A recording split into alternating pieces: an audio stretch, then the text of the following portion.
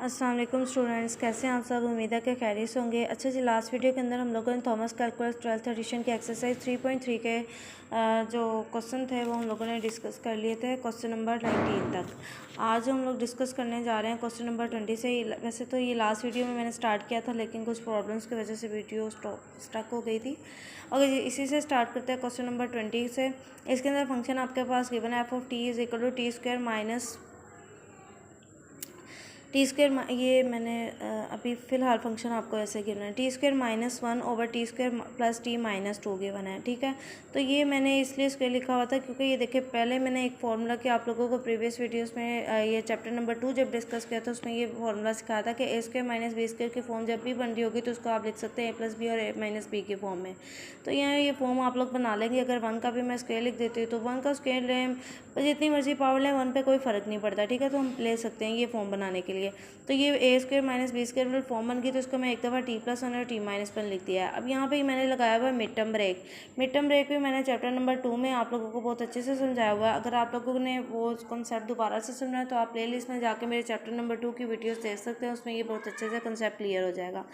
यहाँ पे अगेन बता दें t² + t-2 के फॉर्म में आपके पास फंक्शन अगर गिवन हो तो इसको मिड टर्म ब्रेक कैसे लगाते हैं। फर्स्ट और लास्ट वाले कोएफिशिएंट, इसके कोएफिशिएंट को इस लास्ट वाले कांस्टेंट नंबर को आपस में मल्टीप्लाई करवाते हैं। जो नंबर बनता है ना उसको ऐसे दो पेयर में चेंज करते हैं जिनको मल्टीप्लाई करने से यही नंबर है और प्लस माइनस करने से इनके सेंटर वाला नंबर मिल रहा हो। तो 2 को 1 से मल्टीप्लाई करें तो 2 ही बनता है, और 2 में से 1 माइनस करते तो आपके पास 1 रह जाएगा, मतलब t रह जाएगा। अगर इसके साथ मैं t भी लगा देती हूँ तो हाँ लिख देंगे t² + 2t - t-2। 2t में से जब t माइनस होता है तो आपके पास t ही रह जाएगा। तो ठीक है, अब इधर से हम लोगों ने इन दोनों के पेयर बना लेने। इसमें से t कॉमन लेंगे तो इनसाइड रह जाएगा t+2। इन दोनों में से -1 कॉमन लेंगे तो इनसाइड रह जाएगा t+2। और यहाँ पे ये कंडीशन भी होती है कि जो इधर पेयर बना है वही पेयर इधर होना चाहिए। ठीक है, तो यहाँ से अब हम लोग 2 फैक्टर में चेंज कर देते हैं। एक बन जाएगा आपके पास t+2 और एक फैक्टर बन जाएगा t-1। तो मैंने इसकी जगह प्लेसमेंट की है। यहाँ से t-1 आपस में कैंसिल आउट हो गया, आपके पास सिर्फ फंक्शन रह जाएगा t+1 और t+2। अब मैंने प्रीवियस जो वीडियोस उसका क्वेश्चन नंबर 19 को डिस्कस करते हुए मैंने आप लोगों को क्वेश्चन रूल अप्लाई करना सिखाया था। यहाँ पे भी वही क्वेश्चन रूल हम लोग अप्लाई करने लगे हैं। डेरिवेटिव लेते हुए कैसे अप्लाई होता है, डिनोमिनेटर का स्क्वायर लिख देते हैं, डिनोमिनेटर एज इट इज़ रहने देते हैं, डेरिवेटिव ऑफ न्यूमरेटर आ जाता है, माइनस का साइन लिखते हैं। अब जिसका डेरिवेटिव पहले लिया वो सिंपल फंक्शन लिख देता है, जिसका डेरिवेटिव नहीं लिया तो उसका डेरिवेटिव अप्लाई हो जाता है। ये टर्म एज इट इज रहेगी। जब इसका डेरिवेटिव लेंगे t की रिस्पेक्ट से डेरिवेटिव आपके पास 1 हो जाएगा। कांस्टेंट नंबर का डेरिवेटिव 0। बार बार लिखने की जरूरत नहीं अगर आप यूज टू हो चुके हैं इस चीज़ को। तो यहाँ पे ये टर्म एज इट इज लिख देंगे, डेरिवेटिव अप्लाई करेंगे, t की रिस्पेक्ट से आपके पास 1 आ जाएगा। 2 का कांस्टेंट नंबर का जब डेरिवेटिव होता है वो 0 होता है। ठीक है, आपके पास अब 1 से किसी भी टर्म को मल्टीप्लाई एज इट इज रहती है। हम लोगों ने इसको सिंप्लीफाई फॉर्म में करके लिखती है। ये माइनस का साइन दोनों का साइन क्या कर देगा, चेंज करता है, -2 और ये +-1 हो जाएगा। यहाँ से प्लस का t और -t आपस में कैंसिल होंगे। आपके पास 2 में से 1 माइनस करेंगे तो आपके पास सिर्फ 1/t + 2 का होल स्क्वायर रह जाएगा, जो कि आप लोगों का prime first derivative of f function का आ गया है। चलते हैं क्वेश्चन नंबर 21 की तरफ। ओके जी, क्वेश्चन नंबर 21 भी बहुत सिंपल सा लिखा हुआ है। आपके पास फंक्शन जो है 1 - t 1 + t का स्क्वायर की पावर -1। अब -1 की पावर का मतलब ये है कि आप इसको इसके डिनोमिनेटर में भी लिख सकते हैं। पावर को नेगेटिव से पॉजिटिव बनाने का 1/, की फॉर्म में लिखना मतलब इसके डिनोमिनेटर में ले जाएं। फिर से u/v की फॉर्म बन गई। अगेन से क्वेश्चन रूल अप्लाई करेंगे। डिफरेंशिएट विद रिस्पेक्ट टू, यहाँ पे x के बजाय आप लिख लें t, क्योंकि इस वक्त इंडिपेंडेंट वेरिएबल आपका t आ रहा है। डेरिवेटिव लेंगे, क्या होगा, डिनोमिनेटर का स्क्वायर आ जाएगा। डिनोमिनेटर का function as it is derivative of numerator. Minus का साइन सेंटर में, अगर जिसका डेरिवेटिव पहले लिया हुआ है वो एज सिंपल लिख देंगे, और जिसका डेरिवेटिव नहीं लिया उसका डेरिवेटिव अप्लाई कर देंगे। ये टर्म एज इट इज रहेगी। डेरिवेटिव अप्लाई का, कांस्टेंट नंबर का डेरिवेटिव 0, t की रिस्पेक्ट से डेरिवेटिव आ जाएगा 1, और सेंटर में आपके माइनस का साइन था तो इसलिए यहाँ पे -1 आ जाएगा। ये टर्म एज इट इज रहेगी। इस पर जब डेरिवेटिव अप्लाई होंगे तो कांस्टेंट नंबर का डेरिवेटिव 0, t² का जब डेरिवेटिव लेंगे तो ये आपके पास आ जाएगा 2t आ जाएगा। सिंप्लीफाई फॉर्म में इसको लिखेंगे। इस माइनस से इन दोनों का साइन चेंज कर देना, -t और -t का स्क्वायर बन जाएगा। इस माइनस के पहले तो इस माइनस को अप्लाई करने से पहले इस 2t से इन दोनों को क्या करवा देंगे, मल्टीप्लाई हो जाएगा। 2t - 2t का स्क्वायर बन जाएगा। अब मैंने यहाँ से थोड़ा ड्रैग किया हुआ है, फिर इनके साइन भी देखे, इसका साइन माइनस हो जाएगा और ये माइनस से प्लस में चेंज हो जाएगा।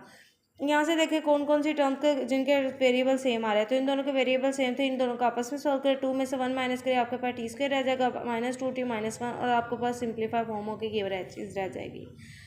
चलते हैं क्वेश्चन नंबर 22 की तरफ। आपके पास w गिवन है x + 5 और 2x - 7। आपके पास यहाँ पे भी क्वेश्चन रूल ही अप्लाई होगा। कैसे लिखते हैं, डिनोमिनेटर का डेरिवेटिव फाइंड करते हैं, क्वेश्चन रूल अप्लाई कर रहे हैं। डिनोमिनेटर का स्क्वायर आ जाएगा, डिनोमिनेटर का function as it is, numerator का डेरिवेटिव माइनस का साइन, जिसका डेरिवेटिव पहले लिया हो सिंपल फंक्शन आ जाएगा और जिसका डेरिवेटिव नहीं लिया उसका डेरिवेटिव अप्लाई हो जाएगा। ये टर्म एज इट इज रहेगी। जब इसमें डेरिवेटिव है कॉन्स्टेंट नंबर का डेरिवेटिव 0 तो ये तो वैसे इग्नोर हो जाएगा, एक्स का एक्स के रिस्पेक्ट से डेरिवेटिव 1 आ जाएगा। ये टर्म एज इट इज रहेगी। यहाँ पे कॉन्स्टेंट नंबर का डेरिवेटिव 0 हो जाएगा, 2x का जब डेरिवेटिव एक्स के रिस्पेक्ट से लेंगे तो आपके पास सिंपल 2 रह जाएगा। इसको मज़ीद सिंप्लीफाई कर लेते हैं हम लोग। 2x माइनस 1 को 1 से मल्टीप्लाई करेंगे तो टर्म एज इट इज़ रहेंगी। यहाँ से 2 को इन दोनों से पहले मल्टीप्लाई करवा दे, 2x और 2 फायदा क्या हो जाएगा 10, और इस माइनस से इन दोनों का साइन चेंज कर देना है, ये माइनस x और ये भी हो जाएगा माइनस का 10 हो जाएगा। यहाँ से देखें जिनके वेरिएबल सेम आ रहे हैं उन टर्म्स को आपस में कैंसिल आउट कर दिया, या अगर फॉर एग्जाम्पल इनका कोएफिशिएंट चेंज होता है तो प्लस माइनस कर देते हैं। अभी सेम टर्म्स थी अपोजिट साइन के साथ कैंसिल आउट होकर 10 और 7 को ऐड करें तो माइनस 17 और आपके पास डिनोमिनेटर एज इट इज़ रहेगा। क्वेश्चन नंबर 23 की बात करें, आपके पास एफ ऑफ एस गिवन है square root of S minus 1 over square root of S plus 1। अच्छा, इस चीज़ के इस तरह के डेरिवेटिव को सोल्व करने के लिए आप लोगों को एक चीज़ थोड़ी सी माइंड में सेट करनी होगी कि अगर वेरिएबल का स्क्वायर रूट आ रहा हो तो उसका डेरिवेटिव लें तो ये इक्वल होता है 1/2 का स्क्वायर रूट ऑफ एक्स। ठीक है, तो जब भी आप लोगों ने स्क्वायर रूट ऑफ एक्स की फॉर्म में, यहाँ पे कोई वेरिएबल चेंज हो सकता है, लेकिन अगर स्क्वायर रूट आ रहा हो डेरिवेटिव ले रहे हो तो आप लोगों ने हमेशा 1/2 और वो वाला फंक्शन एज इट इज लिख दिया करना है। ठीक है, होता कैसे वैसे ये भी बता देती हूँ। फॉर एग्जाम्पल इस पर डेरिवेटिव में जब अप्लाई करने वाली तो इसका आप लोग डेरिवेटिव ले रहे थे, इसको स्क्वायर रूट को मैं एक्सपोनेंट फॉर्म में रेडिकल से ले गई हूँ। ठीक है, क्या होगा, पावर स्टार्ट पे आ जाएगी और पावर में से एक क्या हो जाएगा, कम हो जाएगा। तो जब 1/2 माइनस 1 करेंगे तो आपके पास क्या रह जाएगा, -1/2 आ जाएगा आपका आंसर। तो आप लिख दोगे 1/2 एक्स की पावर -1/2। इसको पॉजिटिव बनाने के लिए आपको फिर भी डिनोमिनेटर में लेके जाना पड़ेगा, तो वो यही चीज़ बन गई जो मैंने अभी बताया कि स्क्वायर रूट ऑफ एक्स का जब डेरिवेटिव आएगा तो आप लोगों ने ये पुट कर देना है। चलते हैं अपने क्वेश्चन की तरफ। यहाँ पे जब हम लोग क्या करेंगे, क्वेश्चन रूल अप्लाई करेंगे, डिनोमिनेटर का आ जाएगा square, denominator as it is derivative of numerator minus का साइन, जिसका डेरिवेटिव पहले आया वो सिंपल लिख देंगे, जिसका डेरिवेटिव नहीं लिया उसको डेरिवेटिव अप्लाई कर देंगे। तो ये टर्म एज इट इज आ जाएगी। अभी मैंने square root of S square root X वाली फॉर्म का बताया था किस तरह से डेरिवेटिव लेते हैं। तो स्क्वायर रूट ऑफ एस का जब डेरिवेटिव है इसको आप सिंपल लिख सकते हैं 1/2 का square root of S. Constant number का डेरिवेटिव आपके पास 0 हो जाएगा, ये टर्म भी एज इट इज रहेगी और यहाँ पे भी स्क्वायर रूट ऑफ एस आ जाएगा। डेरिवेटिव जब अप्लाई करेंगे तो उसको भी आप लिख सकते हैं 1/2 स्क्वायर रूट ऑफ एस लिख सकते हैं। और 1 का डेरिवेटिव आपके पास कॉन्स्टेंट नंबर का डेरिवेटिव क्या हो जाएगा, 0 हो जाएगा। यहाँ से हम लोग क्या कर लेते हैं, सिंप्लीफाई फॉर्म में इसको लिख लेते हैं। ये इसके denominator square root of S plus 1/2 square root of S लिख सकते हैं। ये एक और मेथड भी अप्लाई कर सकते हैं, दोनों में से देखिए square root of S 1/2 square root of S common ले लेंगे, इनसाइड आपके पास रह जाएगा square root of S plus 1 minus square root of S minus 1 है, प्लस होकर आपके पास 1 आ जाएगा।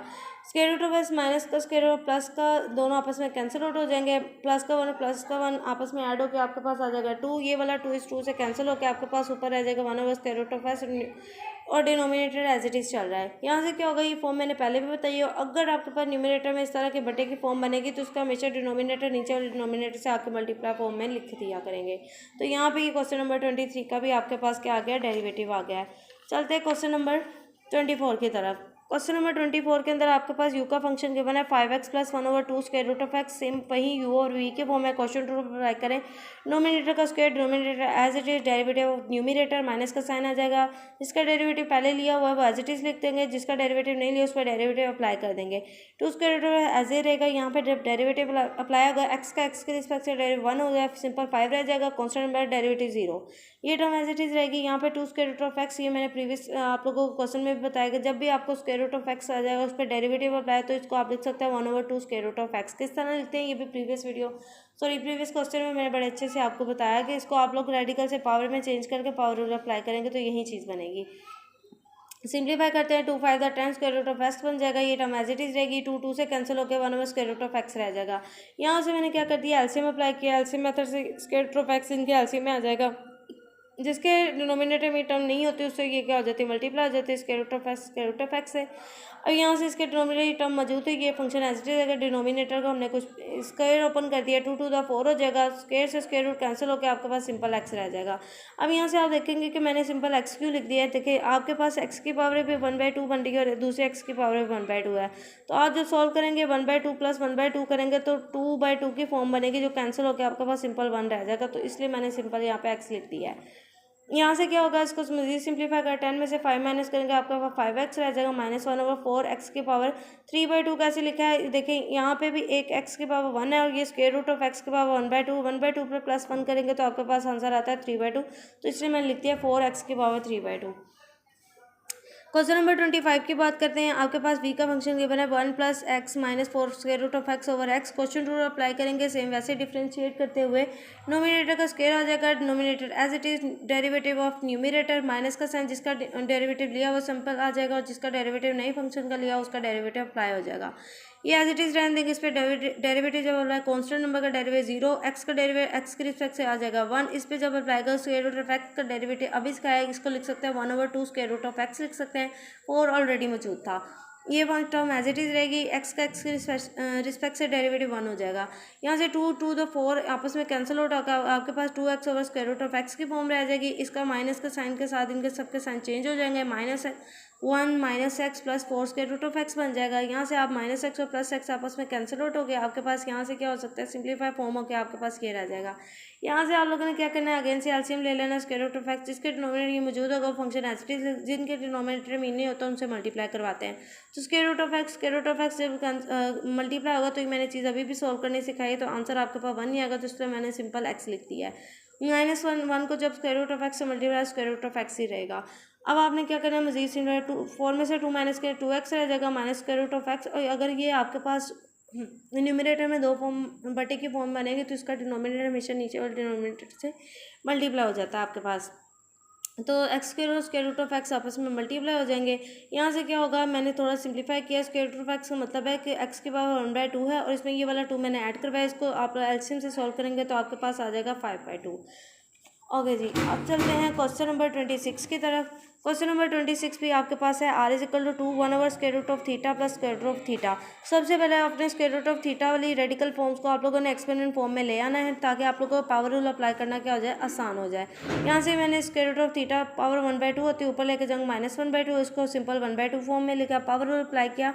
डेरिवेटिव लेते हुए कांस्टेंट नंबर कोफिशिएंट तो इनका स्टार्ट पे रहेगा, पावर स्टार्ट पे पावर में से कम, पावर स्टार्ट पे पावर में से कम। यहाँ से -1/2 -1 को आपस में जब आप लोग सॉल्व करेंगे, तो आप ये मैंने करके रखा हुआ है, तो एलसीएम से जब सॉल्व करेंगे तो आपके पास -3/2 रह जाएगा। इस तरह 1/2 और -1 को भी एलसीएम मेथड से जब सॉल्व करेंगे तो आपके पास ये -1/2 बन जाएगा। मजीद इसको सिंप्लीफाई करेंगे, 2 2 से कैंसिल होकर आपके पास -थीटा की पावर -3/2 रह जाएगी। यहाँ से आपका ये वाला 2 इस 2 से फिर से कहेंगे, ये 2 दोनों से मल्टीप्लाई रहा है, ये याद रखें। ये भी 2 कैंसिल होकर आपके पास थीटा की पावर -1/2 रह जाएगी। नेगेटिव पावर को जस्ट पॉजिटिव करने 1/, की फॉर्म में ले गई हूँ। क्वेश्चन नंबर 27 की बात करें, आपके पास y = 1/, लिखा हुआ है x² - 1 x² + x + 1 लिखा हुआ है। तो इसको हम लोग पहले क्या कर लेते हैं, थोड़ा सा सिंप्लीफाई फॉर्म में ले आते हैं, ताकि हम लोग सोल्व करना क्या हो जाए, आसान हो जाए।